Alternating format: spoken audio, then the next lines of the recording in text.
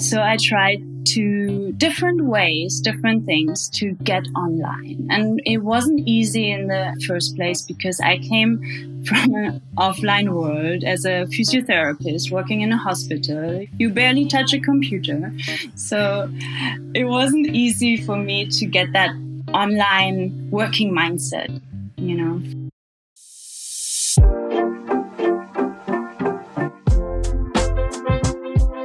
Hi everyone, and welcome to episode number 52 of the Emigrant's Life podcast, where we share stories of people who left their country to chase a better life. And through these stories, you can find ideas, resources, and motivation to do the same.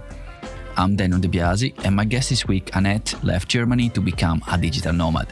If you're not familiar, a digital nomad is someone who earns a living using a computer, usually a laptop, and lives a nomadic life. Since she became a digital nomad 5 years ago, Annette lived in 8 different countries. At the time of the interview, Annette was living in Sri Lanka, where she spent the last year and a half because of the travel restrictions. I don't know you, but being able to work from anywhere in the world is something that is very appealing to me. So when a friend of mine put me in touch with Annette, I was pretty excited because I wanted to know how she managed to travel the world and still being able to work.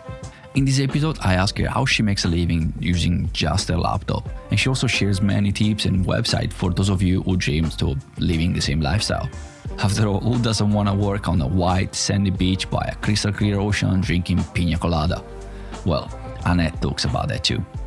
But my job here is not to sell you dreams, it's to get you out of your country.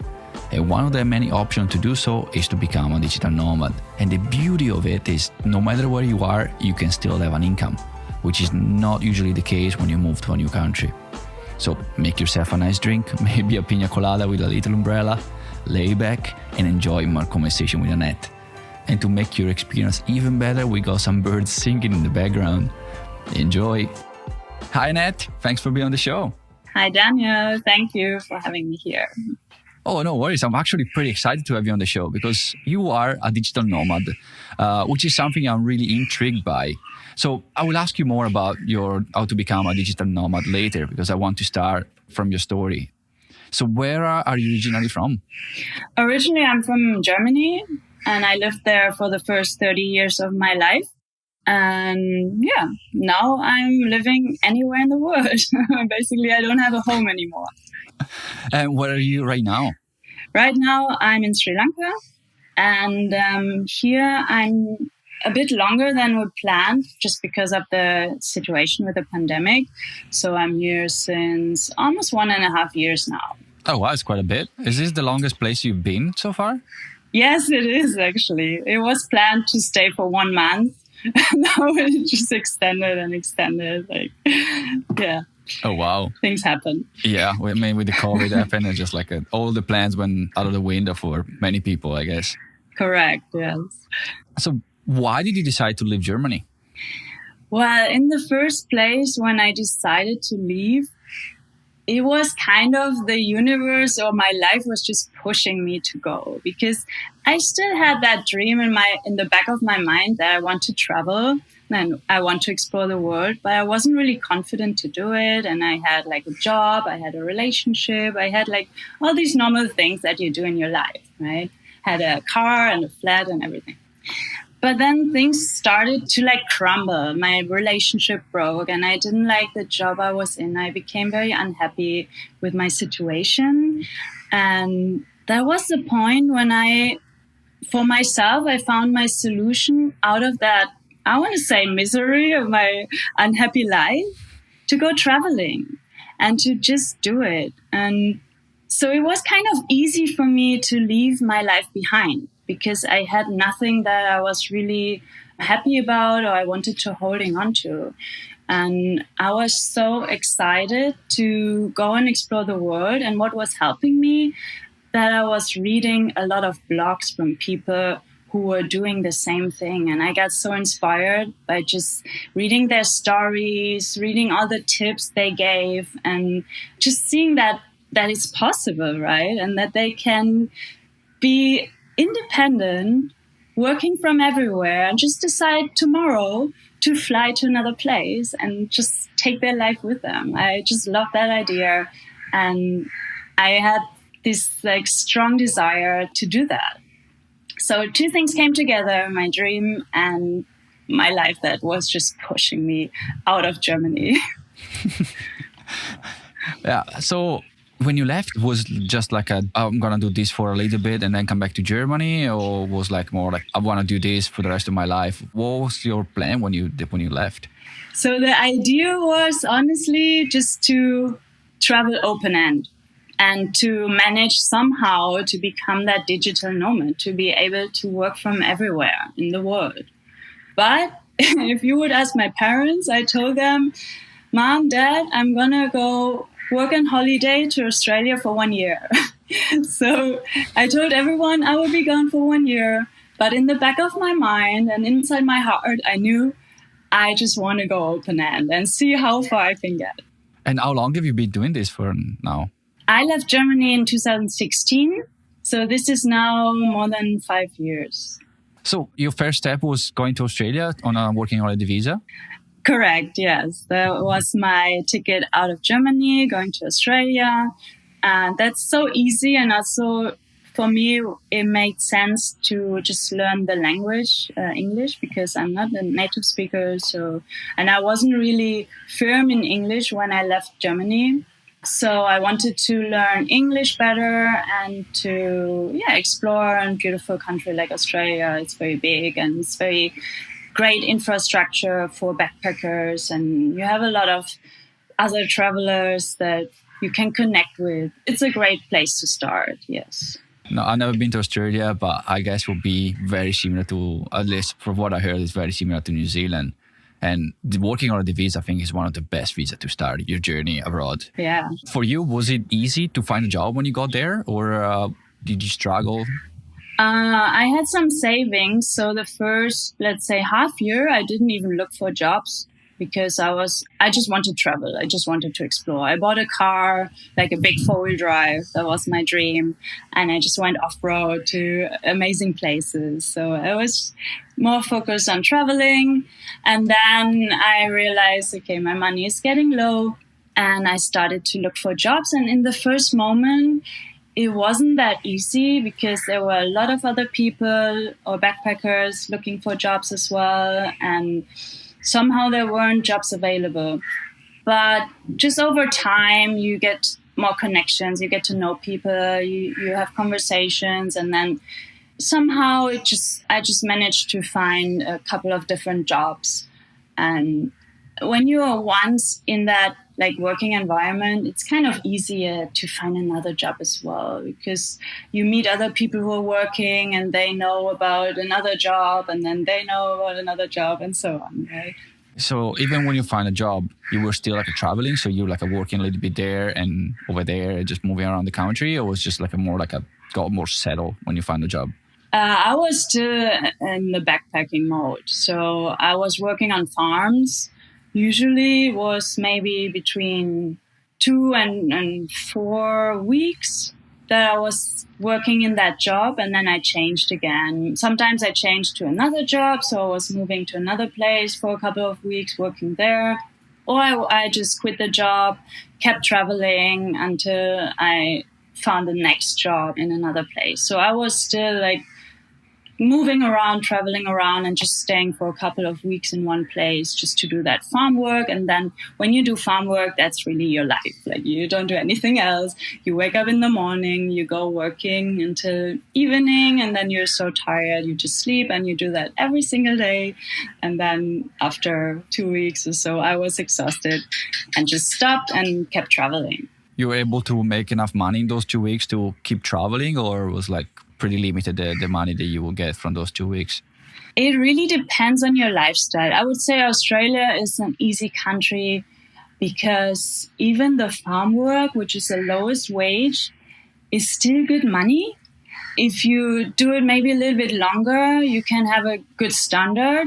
I didn't need much money because I was living a minimalistic lifestyle. So I didn't consume anything else than my food, water, maybe sometimes new clothes, and have to do laundry, you have to pay that, and transportation, right? That's all. I didn't consume anything else, and I was totally happy with that.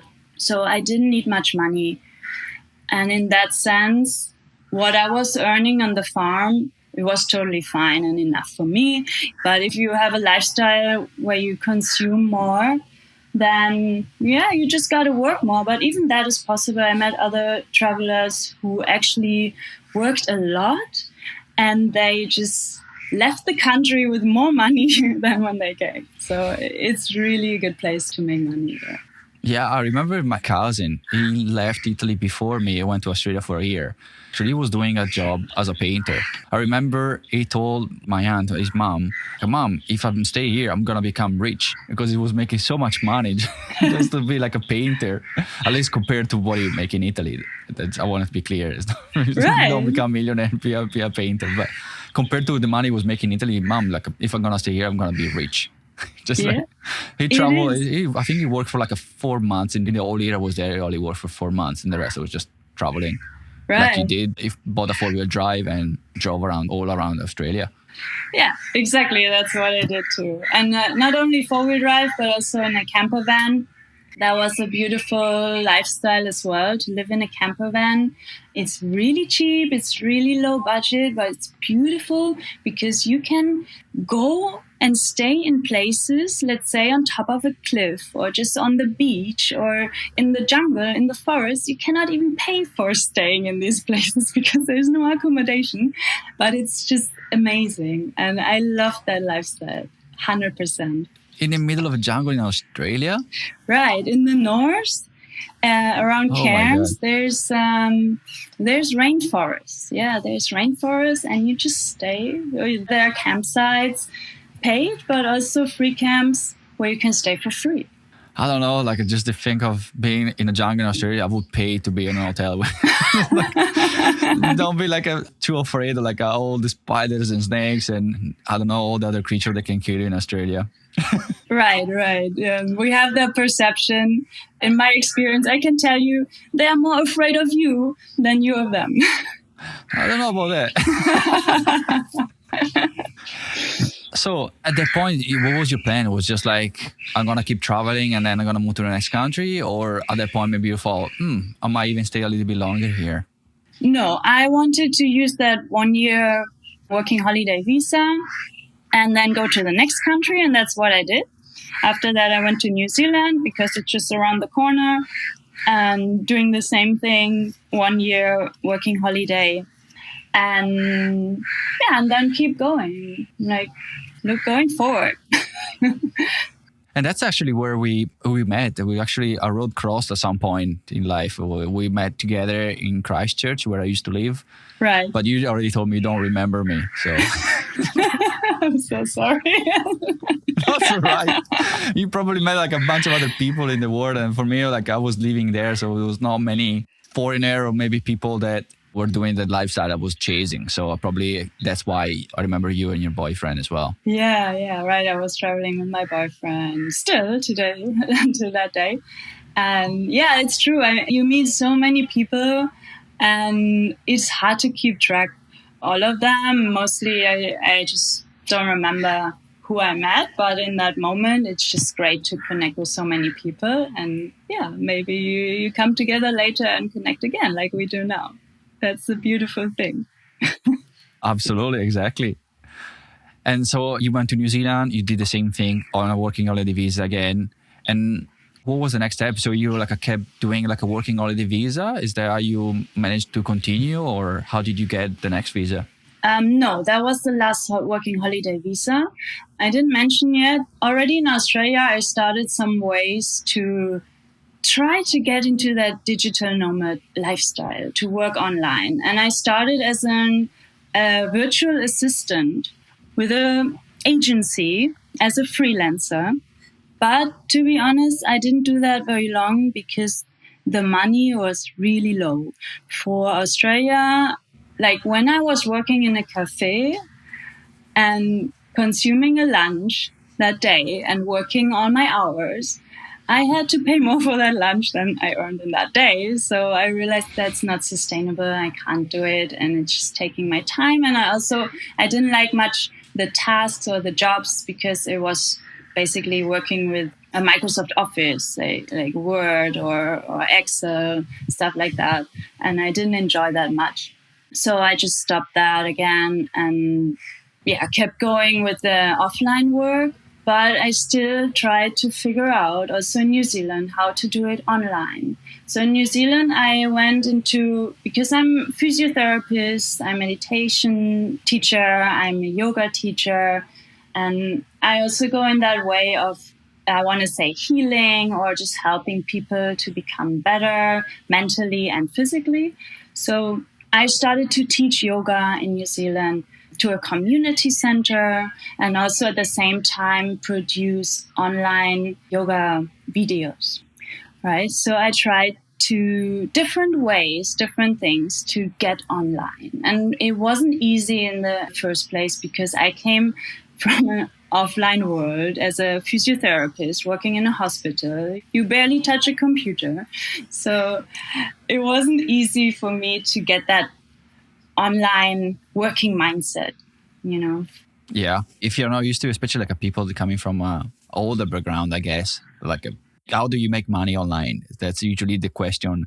That's not something that people, especially in the old days, are used to, right? Right. So for you, how did you become a digital nomad? What was the next step from you started trying to work as a freelancer, as a virtual assistant? What was the next step? How did you manage to become digital nomad? Right. At that stage in my journey, I didn't manage to reach that goal. So we went traveling or continued traveling to Pacific Islands, Fiji Island, Vanuatu, and so on. And there I just tried to continue this yoga thing, creating yoga videos. But honestly, I didn't even upload them in the end. It wasn't the right thing either. And then after that, traveling the Pacific Islands, it was about 2 years later since I left my country, and my parents got, a bit pushy they wanted to see me. So I came back to Germany and I thought, okay, I'm going to work for a couple of months, let's say 3 months, to just earn some money again because I was quite broke at that time, and then continue traveling. And me and my boyfriend, we went to Germany and stayed in Berlin. And I was looking for jobs online. And somehow I found this job as a life coach, as a freelancer again for another company. So I applied to that job and I got it. And that was just the perfect opportunity, the perfect job for me because it was fully online, 100%, completely location independent. So when I got that job, I told my boyfriend, hey, I'm free. I don't need to look for offline job anymore because I got this job and it's good enough to sustain me. So let's continue traveling. So in the end, we stayed only 1 month, not 3 months. And we continued traveling to Egypt and other countries. And that was the moment when I actually made that jump into being a digital nomad. Okay, so be a digital nomad doesn't mean you have to start your own business. You can always work for somebody else and having the freedom to work from anywhere you want, right? Correct, yes. Many people do. They start their own thing and it's beautiful, but it's also very hard, I want to say. It's quite difficult and requires a lot of effort and time, and that time you don't have available to travel and to see the world. And traveling can be quite destructive. I have to say that. I also still want to start my own thing or kind of push it forward, but traveling can be very distracting. So to work for another company as a freelancer gives you also more freedom in that sense that you don't have to do the marketing. You don't have to chase clients. They just give you the clients. And you get maybe less money than you would doing your own thing, but you also have more time available for traveling, for see places, explore the world. And for me, that's a great balance at the moment. That's amazing. Honestly, I'm pretty jealous of your lifestyle. I wish I could do that. Especially right now, like after 2 years, not be able to go anywhere. And do you remember, can you share how did you find a job? It was like a specific website that you used. How did you find this job? I don't remember exactly which one was it, but it was one of the big job websites, maybe Monster, maybe... Oh, like Indeed, like a normal website. It's not like a website specific for online jobs. No, they're just the normal job websites because I was looking for a job as a physiotherapist, right? And that was one of the keywords within this ad of life coach. So they were looking for psychotherapists, physiotherapists, and all kinds of therapists. But honestly, now when you say you're asking for specific websites for jobs for digital nomads, in Germany there is the DNX, Digital Nomad X, which stands for conference. I don't know if you've heard about them, but they have a job platform where anyone can offer a job for digital nomad and anyone can apply for that job. It's only in Germany, or is it an international website, as far as you know? I think they have extended internationally, but I'm not 100% sure about that. They started in Germany, but they are digital nomads since like one of the first ones. And they definitely come in contact with international people, right? So they do conferences in different countries. I think Germany, Greece, Brazil, Portugal, maybe, not sure. So they have international speakers as well. Sometimes the German location is, of course, German speaking, but the other locations are English speaking. So I think they do international, and probably that job platform is also international, but I'm not quite sure about that. No, I will look into it, and I will add it to the show notes. So if the listener are interested, they can look at. Right. So my question now is, okay, you got a job and now you have the freedom, you can go anywhere you want. But how do you stay in the country? Because to stay in the country, you need a visa, right? And sometimes like a tourist visa is only for a few months. How do you manage to stay in the country for longer than that? Or how do you manage to move around? What kind of visa do you usually apply for? Yes, that's a good point, because the visa many times is a pain in the ass. Yeah, I bet. it always is. And what we do most of the time, what I do is just stay as long as the tourist visa allows me to stay. So many times that's just 1 month or 3 months. If I want to stay longer, or I have to, like now, there are always ways to extend the tourist visa in many countries. And also I'm happy to be privileged traveling with a German passport. Of course, that is different for every country. But many countries allow to extend a visa maybe once, twice, 3 times. But otherwise, if my visa expires, I just leave and go to the next country. Or you do like visa runs, you go out and come back. So that's always a hustle with the visa. You have to be informed. You have to research how long you can stay. What do you need? Do you have to apply for a visa in advance? Or can you do it on arrival? How much will it cost? How long is it? How can I extend it? Yeah, you have to answer all these questions for yourself before you travel to a new country. And my other question will be, are you technically allowed to work, even though you're still working for a German company, right? Right. But are you allowed to work in the country on a visitor visa, on a travel visa? I think this is something the rules are not really clear about, because technically I'm not working a job in that country, right? Okay. I'm not employed in that country where I'm located. So I'm kind of in that bubble, just sitting on my computer, and nobody really knows that I'm working also. But yeah, it's kind of a gray zone. I think it's not really clear how the rules are. Okay, I don't want to make you in trouble with immigration or anything. So no, if you find out, we can always edit it out. No, really not. I'm literally curious about, because this is something I like to do. Maybe next year and then in the future years, that's something I want to do. And that's why I'm pretty interested in to see the technicality of how to move abroad and how to work in different country and what kind of visa you need to apply for. And probably even some of the listeners are probably interested in the same thing. For sure. I mean, it's an important point. But to be honest, I never thought too much about it, because I never had any trouble Even when I say I work online to local people, they are just, okay. So nobody's really like asking more questions or is kind of skeptical about that. And I just don't have any issues with that. So I don't think further about it. But I'm sure there's not a clear rule. Okay. Or if there is one, I don't know about it. Okay. You know what? I'm probably going to ask some immigration advisor and I will keep you posted. And good, yes. And also for the listener, I'm probably going to post something. I'm going to probably do an episode with an immigration advisor and ask all these questions. Good, yes. Yeah. I'll let you know. Thank you. Yeah, that would be interesting. No, exactly. Because you don't want to be in trouble. And especially in some countries that if you get on the blacklist, then you're not allowed to go into other country, especially in the Commonwealth countries, right? Yeah, that could be. But normally what brings you on the blacklist is probably like when you work offline or when you overstay your visa, stuff like that. Yeah, probably. And so far, how many countries you lived in?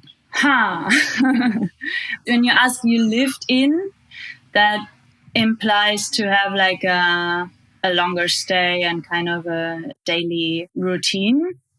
Yes. I guess, because for me, like if you go to a place or country for a couple of weeks, that doesn't really, because it's more like a holiday, doesn't really count. Right. Yes. So I can count. So apart from Germany, of course, I've lived in Australia and New Zealand.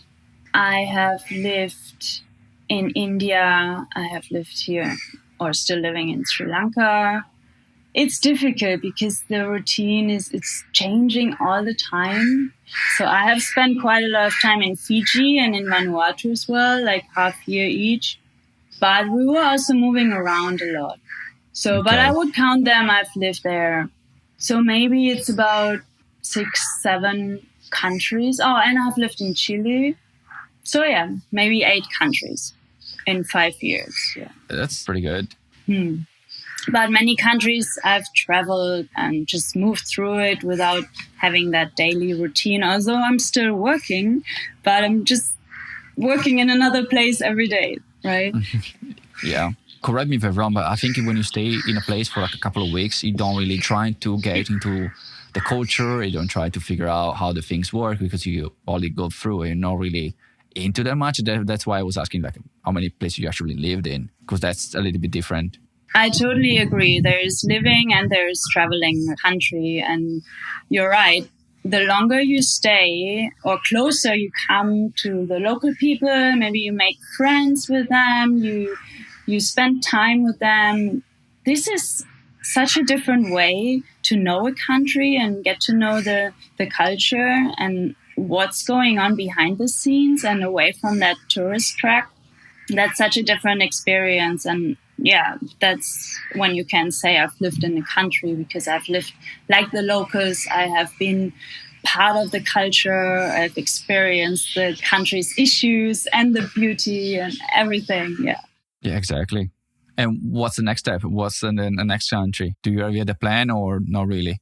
Well, nowadays it's a little bit hard to plan anything, although I never make really strong plans that I would follow through. Usually I have some ideas what I want to do next and then see how it goes. And also I go with the flow a lot, because that has proven to be such a great way that just doors open and opportunities popping up, and such a beautiful way to be. But now in that time of pandemic, as I already mentioned, I'm staying in Sri Lanka way longer than I was supposed to stay. And so far, there's no plan to leave. Maybe actually even settling a little bit, not forever, but for that time of insecurity and not knowing how the situation will be, how it's going to be hard or easy to travel. So honestly, I'm thinking a little bit to settle and to just focus on my coaching business that I'm doing my own thing beside the freelance coaching. So kind of getting, after 5 years, getting a little bit like really slowing down and connecting to a place is also a great experience I'm having now that I didn't have over the last 5 years. Yeah, it's different now because you kind of like you probably automatically feel like a little more settled because you kind of have to stay in the country, so you find a way to feel more settled, I guess, right? Yeah, absolutely correct. Yeah, I'm kind of forced to stay. Not really forced because I have friends who move to other countries, but then you're there. It's not like you go from country to country to country anymore. It's just like, okay, I'm staying here, or I move maybe to Turkey or to Mexico, like those countries that are still easy to go to. And I was thinking about doing that, but then after that year of staying here, we met so amazing people and made great connections, and a lot of projects are going on, a lot of plans that we have for the future, working with these people here. And that's so exciting for me right now that I don't really have the urge to go to the next country. For sure, I will maybe in 2-3 years. Who knows? But at the moment, I'm quite happy to just settle a little bit. And as I mentioned, like traveling can be so distracting that you don't really manage to focus on one thing that you want to do and put all your energy in that. And I feel like for me, the time is now to collect my energy and put it in my work, in my passion. What do you think was like the thing that made you change your mind when you like decide like, okay, I want to stay here for a little bit longer? Was the community or was something about the country that you think like, I can see this place for like my own for the next couple of years? I would say it was the universe again because it's not particularly that country, Sri Lanka, that I wouldn't say it's my favorite country. Actually, it's not. But there are some things I really like, which is the tropical weather, all the beautiful fruits and plants here, and just the environment. The birds in the background, right? The ocean. There's so much nice beach. There's mountains. The landscape is beautiful.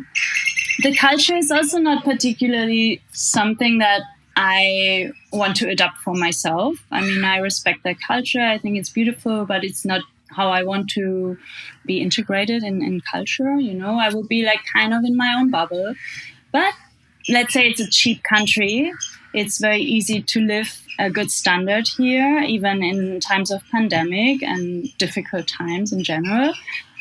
And we have beautiful connections with people who have great visions for the future, who want to create beautiful places, also connected to yoga, to health, healing, awareness, maybe being self-sustainable, living off-grid, living and growing your own food, living close to nature, building with natural materials. You know, come back to live in harmony with nature.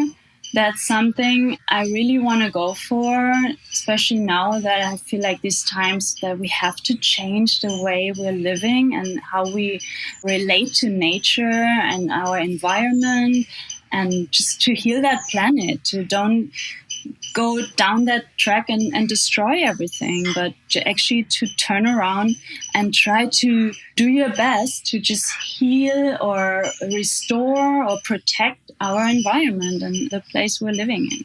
So, and the people here, there are some that are very aware of this, and we connect with them and we want to do some projects and get into that. Yes. So are those people like locals or other digital nomads? All kinds of people. For sure, local people, but also travelers, not necessarily digital nomads, but they're travelers who work, let's say a yoga teacher who works in resorts. They travel and they work offline wherever they go. They find some job, and also some digital nomads, yeah, but not that many actually. Okay, that's pretty cool. The project you guys trying to do. That's amazing. Yeah, I love that too. It's very exciting. And although now everything is kind of stopped and frozen, it's not really going forward. But that's just because the country is in lockdown since 3 weeks. But after that, I'm sure we'll go forward and work on these projects. Sweet. Yeah, I wish you all the best and keep me posted. Yeah. I mean, I probably post it on your social media, right? So I can probably see on your social media. Yes. My social media, my Instagram is very private pictures. I don't post too much there. And usually I post more about my work, my coaching, my passion. The other thing is more like a hobby, experiment. I don't post too much about that, but maybe I should. Yeah, sure. I mean, just to keep like people like me updated with your project. Right. Yeah. That's a good point. And going back to your story, I still have a few questions. Like, what was the main challenge for you leaving Germany and becoming a digital nomad and living the lifestyle you're living now? Yeah, the main challenge. One thing I want to say before I mention my challenge is that people said I'm so brave to do that. They would be scared or they wouldn't have the courage to do it. And it's funny because I didn't feel that brave, or I didn't feel like I need a lot of courage, because I was in that dark place in my life where I just wanted to run away from. And it was kind of easy for me to do that and to just adopt that minimalistic lifestyle, because we are so attached to things that we own or people that are in our lives. And it was kind of easy. I had read a book, The Life-Changing Magic of Tidying Up, by Marie Kondo, a Japanese woman. And she's talking about this attachment to things. And what gave me a good insight was when she wrote, "You are not owning things, but things own you." Because you have to worry about it, you have to maintain things, you have to pay a monthly fee or whatever to keep these things. Yeah, to pay for these things. And they own you because you're just working to pay for these things, right? So, yeah. And that never made sense to me in my mind. Since teenager, I didn't really understand like why we're spending all our lives in a building, in an office, or wherever you're working, just to pay then things that you don't even have time to use. Kind of. That book was really giving me that insight and the strength and the push to let go of all these things. So I just sold all my stuff. I sold my car. I sold I gave my clothes away. I gave all my books away, all my CDs, anything that was physical in nature. I just gave away or sold it. So that also gave me money that I have for traveling. The only thing I kept is like 3 boxes with some certifications, some papers that you cannot throw away. Mm-hmm. So that might be a big challenge for people to let go of this attachment to things and then also to people. Although I think nowadays it's very easy to stay connected. I mean, we are all connected through social media. We can talk to each other every day, no matter where you are, no matter how far away you are. So that makes it easy also to stay connected. In that sense, yeah, it was easy for me to leave everything behind. But then the challenge was for sure to get into that balance of working and traveling. Really, what I mentioned before is like being distracted through traveling, through every day seeing something new, meeting new people, hearing new stories. Everything is so interesting and fun and exciting. So you kind of don't have time, or you don't take that time to get into your work because you are just in a new country and you want to see the place, right? You want to explore that country. You want to take your time for traveling because that's why you're there. And to find that balance between work and exploring, that was my biggest challenge, I can say that. Okay, I have a couple of questions on the follow-up for that, but can you repeat the title of the book for the listeners? Of course. It's The Life-Changing Magic of Tidying Up by Marie Kondo. Okay, sweet. Even then, it's going to be in the show notes. And another follow-up I want to do for the thing that you said, that people say that you were brave to leave the country, because that's something that people tell to me as well when I left Italy, which now doing this podcast, I even shared this in an episode with Jadranka, that now that I do this podcast and listen to what people have to go through to live in the country, and I realized like my life was so easy compared to other people. But still, like for me, like the change that you said, like for you was easy to leave your country because was easier to leave the country than actually stay in the country. And that reminds me of one of the quotes that I really like. They say the quote is, "Change happens when the pain of staying the same is greater than the pain of change." Right. So for me, that was the thing. Like staying in Italy was harder to actually live. Yeah, I can totally agree with that because it was for me the same thing. Like, I can take that quote and just put it on me as well. And going back to find the balance between traveling and living your life and working, did you manage to find the balance? How did you find the balance? To find that balance, I think it took the time of, having all these years, 2-3 years of very exciting time in my life and kind of satisfying that urge of seeing new things and experiencing new situations, new countries, new cultures. So that was kind of satisfied. So I could slow down, and that is the key for me to find that balance. To really slow down and stay longer in places so that I can have a routine, that I can come into that daily rhythm where I know the places. Let's say I know the supermarket where I can buy my stuff. I know any other places where I go maybe a few times. And I don't have to figure out everything again, like new. Right? Because this is something that takes time to figure out, hey, where do I go to buy my veggies?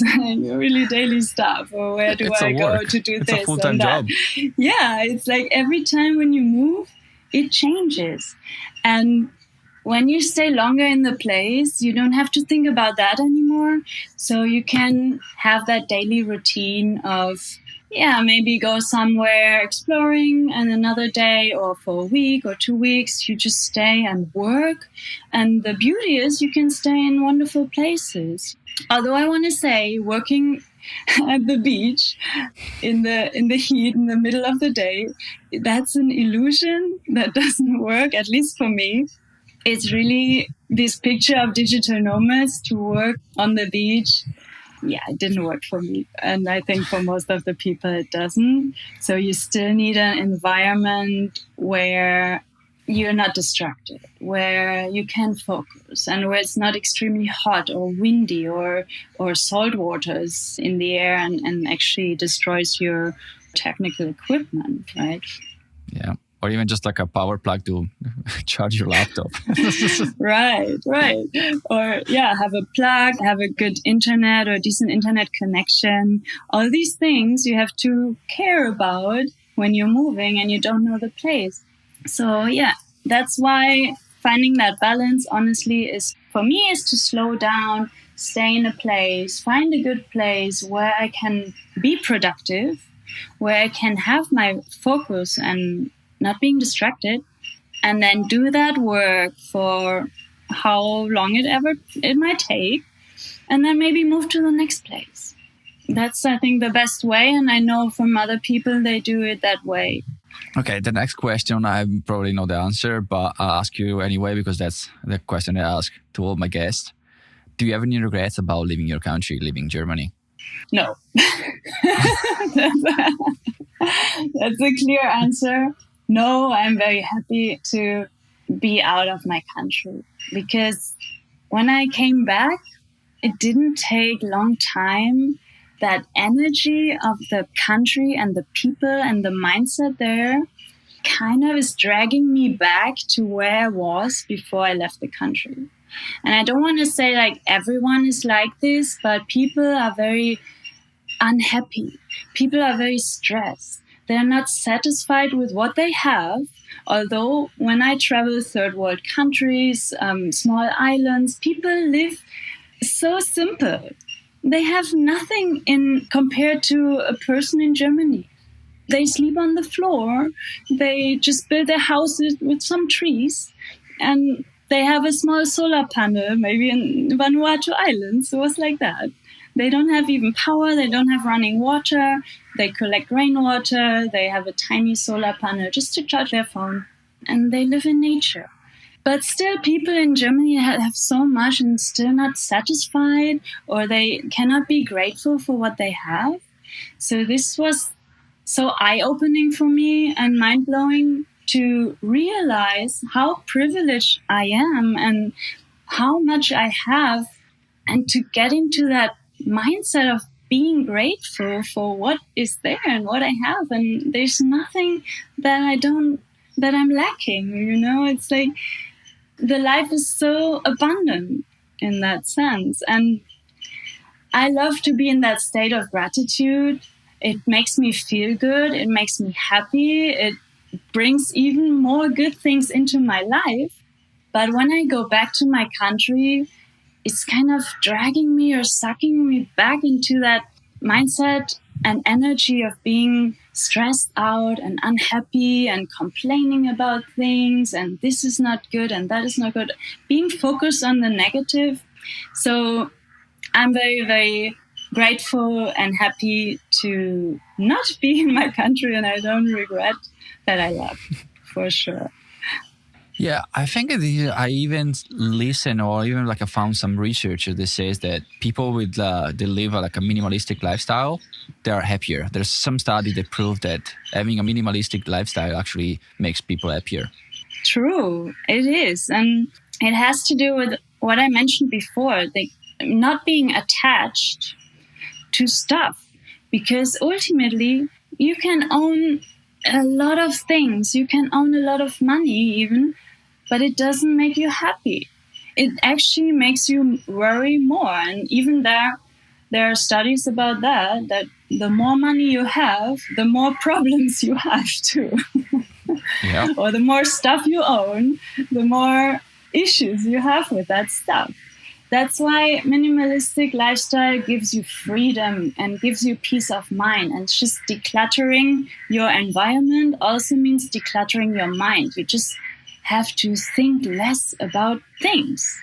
And that gives you space in your mind to maybe explore your inner world, maybe work with your emotions, maybe just to heal childhood, inner child woundings. So that was at least my journey. And I'm very happy that I went on that journey. And I have changed as a person, and my lifestyle has changed completely around 180 degrees, like different direction, different mindset, different state of mind, different state of being, how I feel, how I think, everything has changed. Oh yeah, I bet. Just the country you lived in, just the traveling opened up your mind so much, and yeah. So much. And now, you've been living abroad for a few years, and you're a digital nomad. With that experience, is there anything that you wouldn't done differently?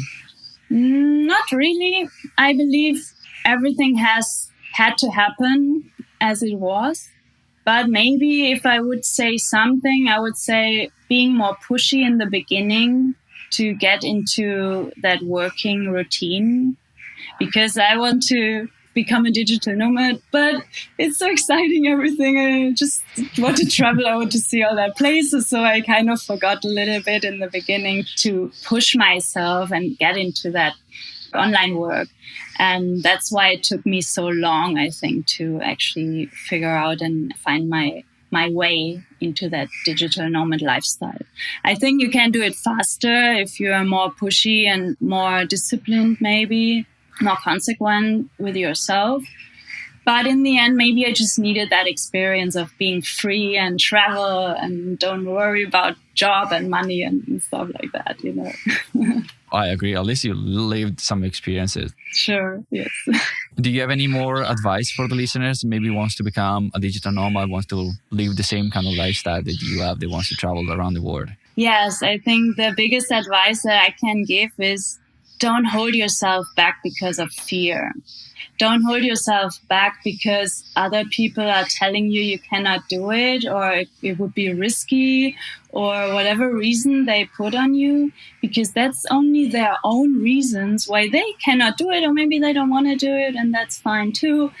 But don't come from a place of fear and then don't do it. And don't wait to do it maybe in 5 or 10 years, or when you're retired, or just like procrastinating it, right? Now is the time. And I know now, okay, I have to say in the pandemic, it is more difficult, but it's still possible. So yeah, totally. Yeah, it is. Yeah, it is. So don't let fear hold you back. That's my advice. Yeah. Absolutely. I believe the fear is your best friend. Yeah, I think when you have a fear of doing something, I think that's the right direction you have to take. It's something that's usually is my compass. When something scares me, I know that's something that I have to do. Absolutely, yeah. That's a very good way of looking at it. Like if you have a fear, that's the way to go, yes. Yeah, I discussed this quote, which I think is my favorite quote with my previous guest, that everything you want is outside of your comfort zone. And when you have to go outside your comfort zone, and that's where the fear comes into play. And if you're scared to get to that zone, but that's where the magic happens. True. So I think fear is your best friend. It is. It is. Don't be like a fool. Don't just sell everything and just go without any plan or no visa at all. Just have some plans. No, don't be a fool. But at the same time, don't let fear stop you from achieving your dreams or achieving your goals. Correct. Yes, of course. Planning and being prepared. I was preparing myself at least half year, saving money and as much money as I could, selling stuff, which also gave me more money, and reading a lot. Yeah, prepare yourself for what you want to do. True, but then really punch fear in the face. I like that quote.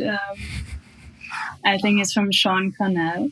And it's really like that. Yeah, just jump over your own shadow and do it. Yeah, I agree, 100%. And last question, where people can find you if somebody wants to get in touch with you, know more about your project that you said you would post on your social media, where people can find you. Yes, so I use Instagram, and my name there is Travelgram of a Nomad. But as I mentioned, it's kind of a private account where I post some pictures, memories, and I should definitely post more. Maybe I'm going to go into that. Apart from this, of course, for my work, I have a website, I have Facebook, Instagram, and a YouTube channel, although that is in German. So for all the German listeners, you find me as Annette Caroline in YouTube and in Facebook. And also AnnetteCaroline.com is my website. Sweet. Everything as usual will be in the show notes. Thank you. Thank you so much, Annette, for taking the time, share your story, and give me some advice how to become a digital nomad. Give it to the listeners, but I was curious as well. So thank you so much for doing that. Awesome. Thank you so much that you share this with the world, with the people who are interested to do that lifestyle. And I think it's a way of the future. We already see people working in home office, people working only online. So if you're sitting in a home office, or if you're sitting in a resort in your room, it doesn't really matter for the job. It just matters for you, and your environment can change. And that's a beautiful thing. I think it's the way of the future. And thank you for doing that work and that you're passionate about it. I think we need people like you. Thank you for that. Awesome. Thank you. And it sounds like the universe was on your side again, because the bird stopped singing since the moment you start recording. Awesome. Oh, I'm happy about that. Yeah. Cool. Okay. Thank you so much, Annette. Really, really, really appreciate it. Awesome. Thank you, Daniel. Thanks. Bye-bye. Bye. Thank you so much for tuning in this week. I hope you enjoyed my conversation with Annette, and if you did, share this episode with your friends. And if you want to be awesome and help this podcast growing, you can leave us a review on Apple Podcast or Podchaser. And as usual, you can find the show notes with links and everything we discussed and more at emigrantslife.com/episode 52. If you want to stay in touch with us on social media, you can find us on Instagram and Twitter at @emigrantslife and Facebook at Emigrants Life Podcast. One more thing, if you want to move to a new country and you need help, feel free to reach out to me either via email at daniel@emigrantslife.com or through our website, emigrantslife.com. I'd love to help you out, so please don't hesitate to get in touch with me. If you have any questions or need directions, I'm here to help. Thanks again for listening. Talk to you in the next one. Ciao.